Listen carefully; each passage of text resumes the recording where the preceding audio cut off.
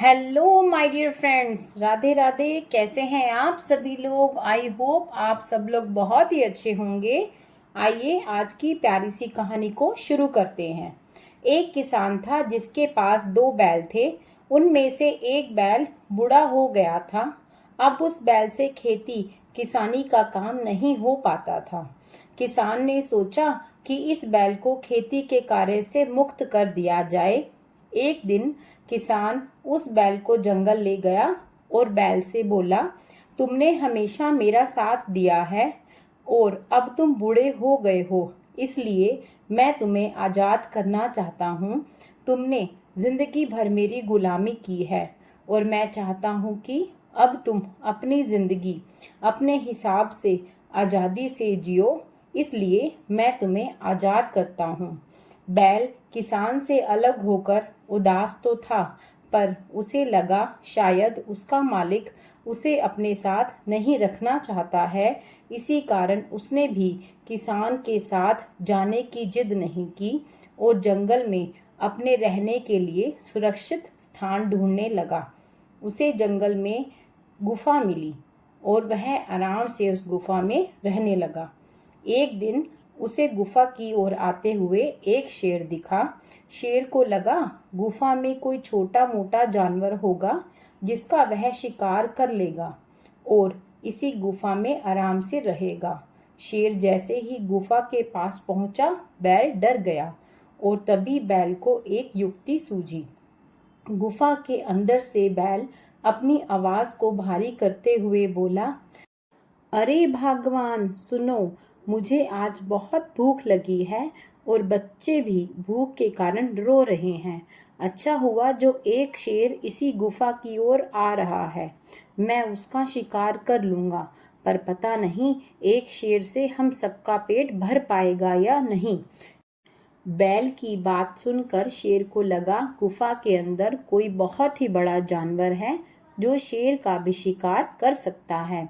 शेर वहां से दुम दबाकर भाग गया। शेर को भागते हुए एक सियार ने देख लिया।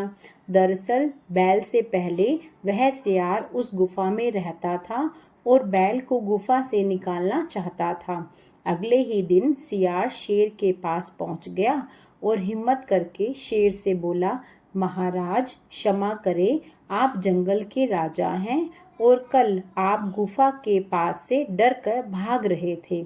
आखिर उस गुफा में ऐसा क्या था जो आप इतने डर गए?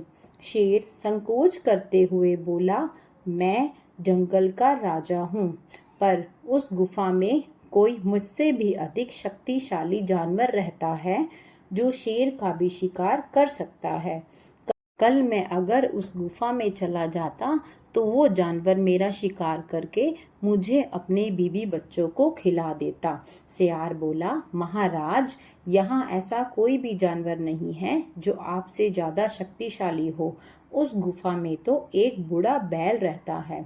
शेर को सियार की बात पर विश्वास नहीं हुआ और शेर बोला, नहीं नहीं, उस गुफा के अंदर से जो आवाज आ रही थी वो किसी बैल की तो हो ही नहीं सकती। वो यकीनन कोई नया शक्तिशाली जानवर है। अगर मैं वहां गया तो वो मेरा शिकार कर लेगा।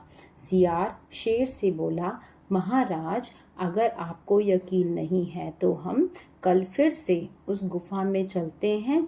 आप एक रस्सी का सिरा अपने शरीर पर बांध लेना और दूसरा मेरे शरीर पर बांध लेना, ताकि मैं वहां से कहीं भाग ना सकूं। शेर को सियार की बात पसंद आई।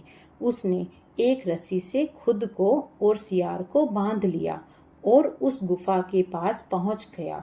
बैल ने शेर और सियार को गुफा की तरफ आते हुए देख लिया। बैल समझ गया कि सियार ने शेर को सब कुछ बतला दिया है। जैसे ही शेर और सियार गुफा के पास पहुंचे, बैल बुलंद आवाज में बोला, अरे भगवान सुनो, आज तो बहुत ही अच्छा दिन है। इस गुफा की तरफ एक शेर और उसके साथ एक सियार भी आ रहा है। अकेले शेर से तो मेरा पेट नहीं भरता, आज उसके साथ सियार भी है। लगता है आज सबका पेट भर जाएगा। गुफा के अंदर से इस आवाज को सुनकर शेर फिर से डर गया और वहां से बहुत ही तेजी से भागने लगा। शेर के साथ रस्सी से सियार भी बंधा था। सियार शेर जितना तेज नहीं भाग पा रहा था और गिरते पड़ते शेर के साथ घिसटता हुआ लहूलुहान हो गया।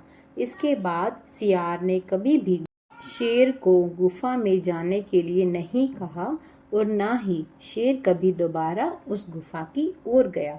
इस तरह उस बूढ़े बैल ने अपनी बुद्धिमानी से ना तो सिर्फ अपनी जान बचाई बल्कि उस गुफा में रहते हुए सुखपूर्वक अपने दिन बिताए। तो हमें इस कहानी से क्या शिक्षा मिलती है? हमें इस कहानी से ये शिक्षा मिलती है कि मुसीबत के समय हमें कभी भी घबराना नहीं चाहिए, बल्कि बहुत सोच विचार के और अपनी सूझबूझ से उसका सामना करना चाहिए। Thanks a lot. Please like, share and subscribe to my channel. Bye bye.